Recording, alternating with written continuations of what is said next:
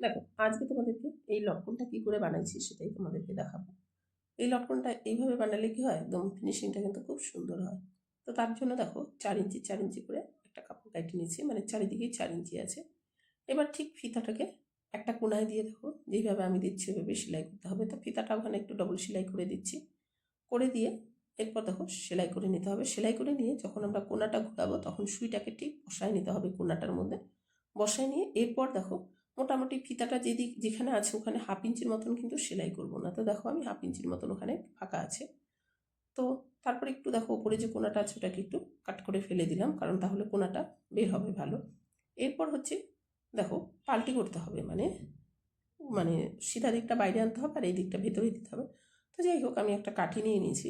আর এটা পাল্টি করতে না একটু অসুবিধা হচ্ছিল, কারণ পাড় আছে তো আর গ্যাপটা একটু ছোটোই আছে, 1/2 ইঞ্চির মতন ফাঁকা রাখছি আর কি। তো যাই হোক পাল্টি করতে একটু অসুবিধা হচ্ছিল। তো যাই হোক কোনো ব্যাপার না, করে ফেলেছি আর কি পাল্টি। দেখো এবার ওই কোনাটা যে 1/2 ইঞ্চি ফাঁকা আছে ওটাও দেখো সেলাই করে দিচ্ছি। সেলাই করে দিয়ে এবার এটাকে সিধা করতে হবে। তো দেখো সেলাই হয়ে গেছে আমার।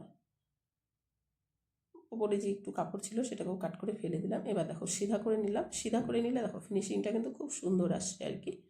তো এইভাবে করলে কি হয়, সুতাও বের হয় না, কাজ মানে দেখতে খুব সুন্দর হয় লটকনটা। তো যাই হোক কেমন হয়েছে কমেন্ট করে